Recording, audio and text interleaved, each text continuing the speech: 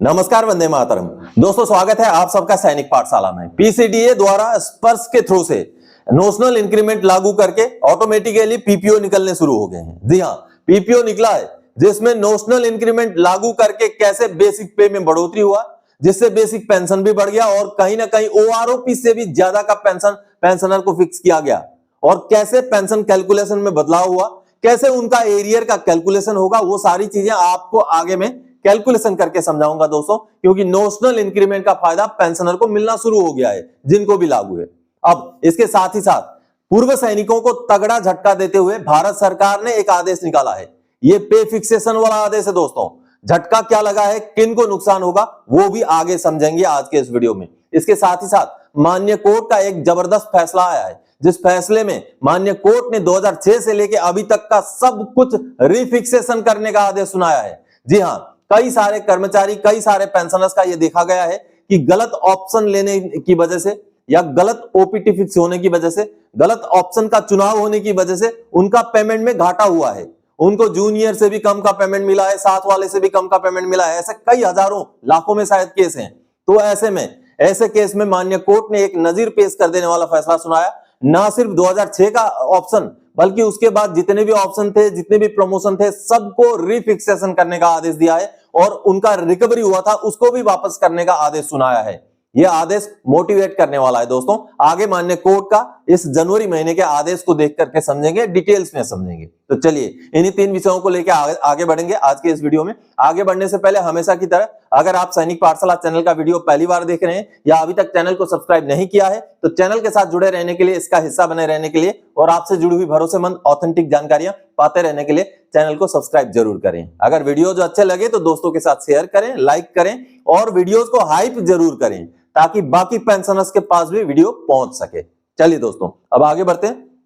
सबसे पहले, वाह, पीसीडीए स्पर्श ने लागू कर दिया नोशनल इंक्रीमेंट, पेंशन बढ़ा ओआरओपी से भी ज्यादा। अब चलिए मैं आपको समझाऊंगा कि किस तरीके से ओआरओपी से भी ज्यादा पेंशन बढ़ोतरी करके अब उनको कितना जो है एरियर मिलेगा, वो भी चीजें आपको इस कैलकुलेशन से पता चलेगा। चलिए, एक पेंशनर है जिनका बेसिक 39,200 था नोशनल इंक्रीमेंट से पहले, उनका बेसिक 40,400 कर दिया गया नोशनल इंक्रीमेंट ग्रांट करके। जिनका क्लास पे उनको 450 मिल रहा था, मिलिट्री सर्विस पे 5200 मिल रहा था। अब इस आंकड़े को लेकर के हम आगे बढ़ेंगे। आपको यहां पर कैलकुलेशन समझाऊंगा, कैसे पेंशन में बढ़ोतरी हुआ, ओआरओपी से भी ऊपर का पेंशन कैसे बना और उनको एरियर कैसे मिला, वो भी आगे आपको समझाऊंगा। इससे पहले उनका पीपीओ हम देख लेते हैं। चलिए पीपीओ देख दोस्तों, ये जो सामने आप पीपीओ देख पा रहे हैं, ये नोशनल इंक्रीमेंट लागू करके पीसीडीए के स्पर्श द्वारा निकाला गया पीपीओ है। और इस नोशनल इंक्रीमेंट को लागू करके पेंशनर का पेंशन को ओआरओपी के रेट में जो उनका पेंशन बना था उससे भी ज्यादा का फायदा मिला है। जी हाँ दोस्तों, नोशनल इंक्रीमेंट लागू करके देखिए, ये सिपाही रैंक के पेंशनर थे जिनका रिटायरमेंट का डेट 31 दिसंबर 2021 था।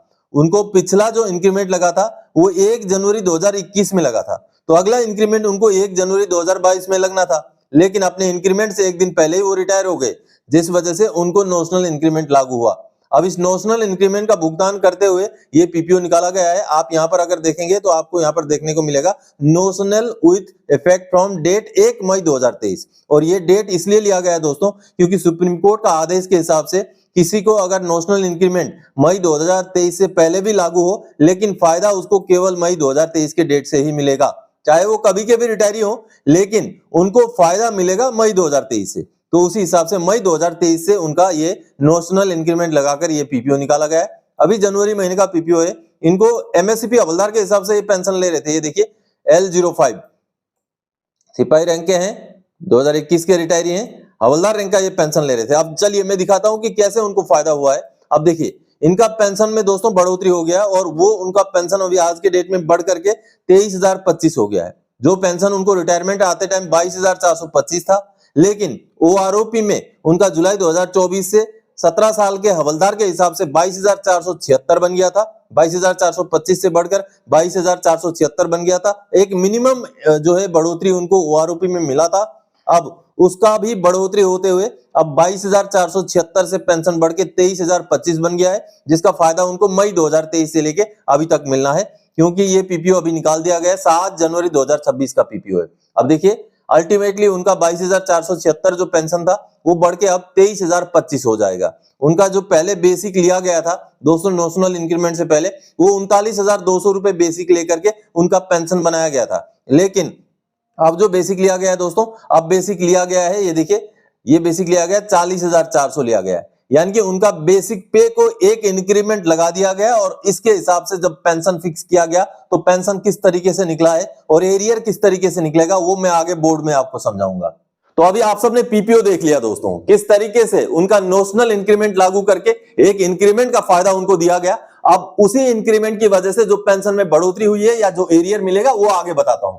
चलिए, उनको नोशनल इंक्रीमेंट लागू होने से पहले उनका बेसिक था 39,200 रुपए, 39,200, क्लास पे था 450 और मिलिट्री सर्विस पे था 5200, जिसको मिलाकर के कुल जो एलआरई होता है, एलआरई यानी कि लास्ट रिकॉनेबल इमोल्यूमेंट जिसे बोलते हैं, वो बन जाता है दोस्तों, वो बनता है 44,850 रुपए। जी हाँ, 44,850 रुपए और इसका आधा होता है हमारा बेसिक पेंशन, तो इसका आधा कितना हो जाएगा 22,425। तो 22,425 रुपए उनका पेंशन फिक्स हुआ था नोशनल इंक्रीमेंट लागू होने से पहले ही।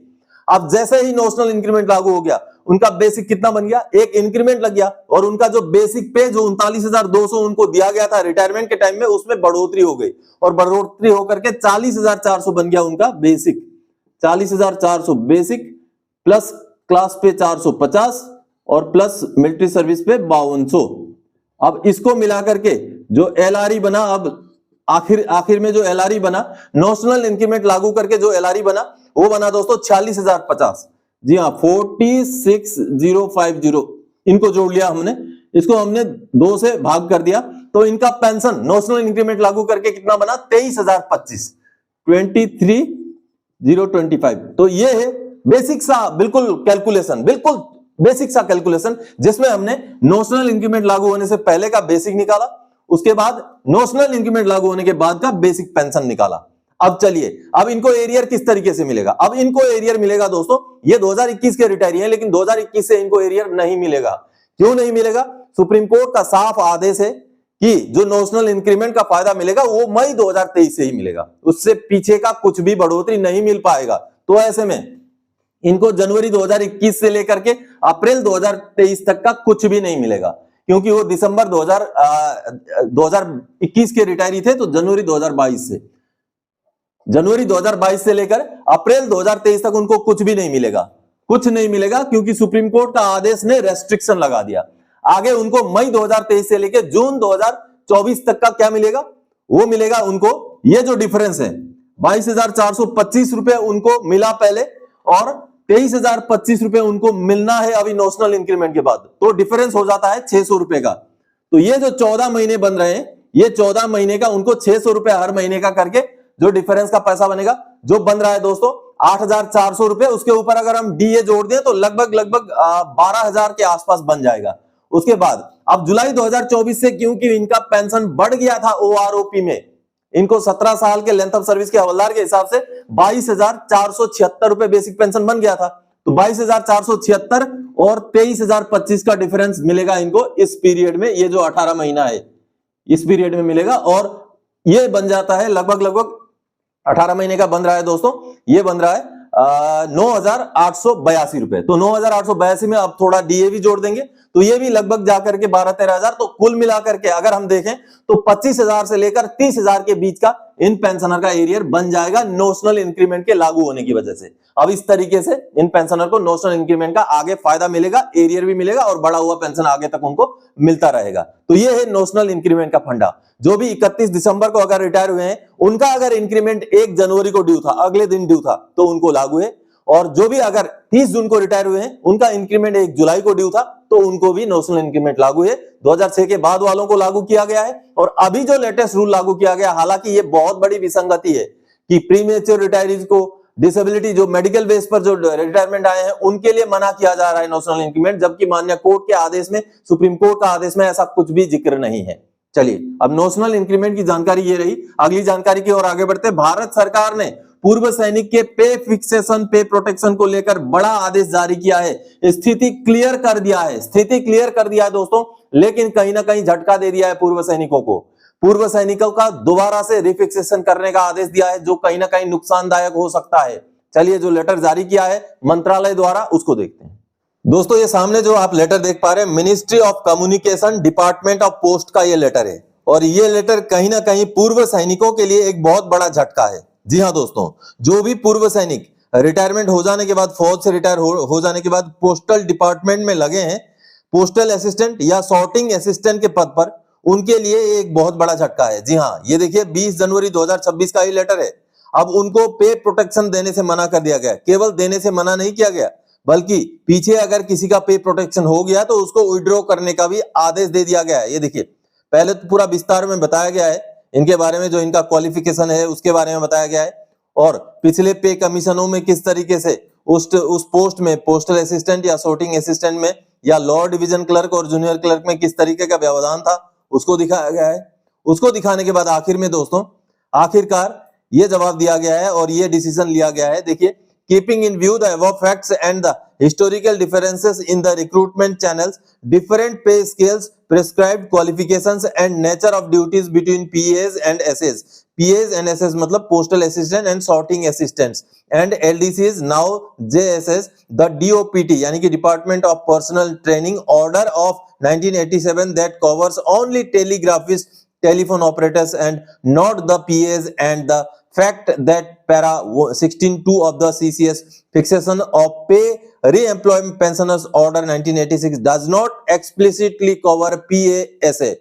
It has been decided that the benefit of pay fixation under para 162 of the CCS fixation of pay and re-employed personnel order 1986 cannot be extended to the ex-servicemen re-employed as postal assistants, sorting assistants in the department of post. जी हाँ, साफ साफ कहा गया है 20 जनवरी 2026 के इस आदेश में कि ये जो पे प्रोटेक्शन का जो फायदा है, पे फिक्सेशन, ये इनको नहीं मिलेगा जो पूर्व सैनिक री एम्प्लॉयड हुए हैं पोस्टल असिस्टेंट या सॉर्टिंग असिस्टेंट के पद पर पोस्टल विभाग में।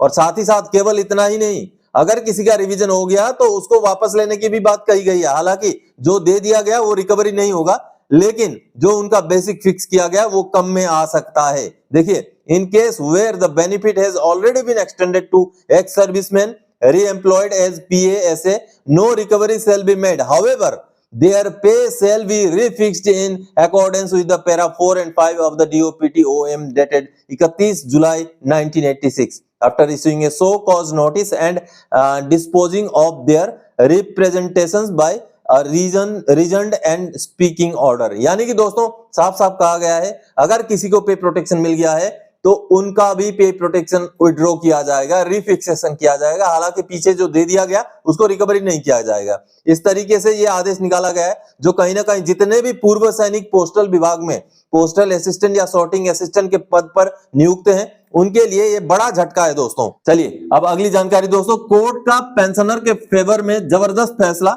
2006 से अब तक का सारा रिवीजन दोबारा करने के लिए दिया आदेश।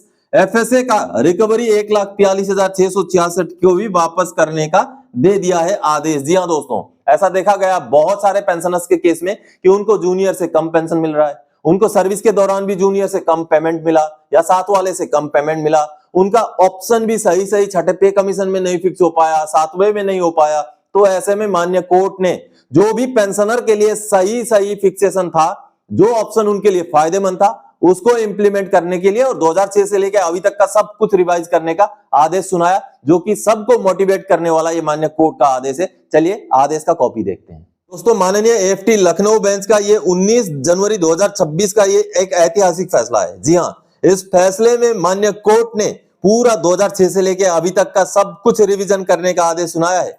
और मसला था पेंशनर का गलत फिक्सेशन का, यानी कि जो ओपीटी फिक्स लिया जाता है या ऑप्शन लिया जाता है छठे पे कमीशन, सातवें पे कमीशन के दौरान, अगर कोई पेंशनर या कर्मचारी ऑप्शन ना ले पाए तो पीएओआर की जिम्मेवारी है कि जो भी उनके लिए लाभदायक ऑप्शन है उसको एक्सरसाइज कर दिया जाए ऑटोमेटिकली।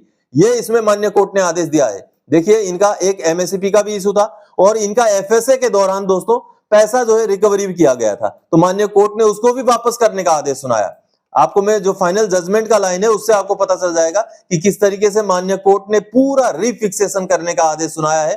और उस आदेश में ये देखिए, इन view of the above original application is allowed the respondents are directed to refix the basic pay of the applicant with effect from 1 January 2006, giving benefit of fixation of basic pay on promotion as per CPC, ensuring that the more beneficial option is allowed to the applicant, and to refix his basic pay on all subsequent promotions so that the applicant's pay is fixed not less than his course entry mate and pay the arrears accordingly। यानी कि ना सिर्फ 2006 से करना है, उसके बीच में उनका जितना भी प्रमोशन हुआ है या जितना भी उनको एमएससीपी मिला है या तो कोई ऑप्शन था उसको भी फिक्स किया जाए, सभी सब्सिक्वेंटली जितने भी उनके फायदे बन रहे हैं सबको फिक्स किया जाए, ऐसा आदेश दिया। और किसी भी जूनियर या साथ वाले से कम फिक्सेशन नहीं किया जाए। आगे देखिए, The respondents are further directed to refund the amount of rupees 1,43,666 which has been allegedly deducted from the FSA of the applicant at the time of his discharge। यानी कि ये पैसा भी जो FSA में काटा गया था रिटायरमेंट के टाइम में, उसको भी वापस करने का आदेश दिया है। The respondents are directed to comply with the order within a period of 4 months from the date of receipt of certified copy of this order। Default will invite interest 8% per annum till actual payment, यानी कि 4 महीने के अंदर इस आदेश को लागू किया जाए, नहीं तो 8% का ब्याज भी देना पड़ेगा। तो कहीं ना कहीं ये मोटिवेट करने वाला एक दोस्तों माननीय कोर्ट का फैसला है, क्योंकि बहुत सारे ऐसे पेंशनर होते हैं, ऐसे कर्मचारी देखे गए हैं जिनका कहीं ना कहीं अपने जूनियर से, साथ वालों से या गलत ऑप्शन लेने की वजह से बेसिक पे कम रहेगा रिटायरमेंट के टाइम में, और उस बेसिक पे कम होने की वजह से उनका बेसिक पेंशन भी कम में फिक्स किया गया। तो ऐसे केसेस के लिए मान्य कोर्ट का ये एग्जाम्पलरी जजमेंट है दोस्तों। तो आप सबने देखा दोस्तों, मान्य कोर्ट ने कहीं ना कहीं जितने भी इस तरीके के केसेस हैं उनको मोटिवेट करने का ये आदेश सुनाया है। तो आप भी अगर ग्रीवेंस डालने से, लेटर वगैरह लिखने से आपका भी काम नहीं बन रहा है तो मान्य कोर्ट के पास आपका भी एलिजिबिलिटी के हिसाब से आप जा सकते हैं। तो दोस्तों, आज के इस वीडियो में इन्हीं महत्वपूर्ण जानकारियों के साथ आया था। आगे और कोई जानकारी जाए कि आपसे सरोकार रखने वाला विषय लेके मैं फिर से हाजिर हो जाऊंगा। तब तक के लिए जय हिंद दोस्तों।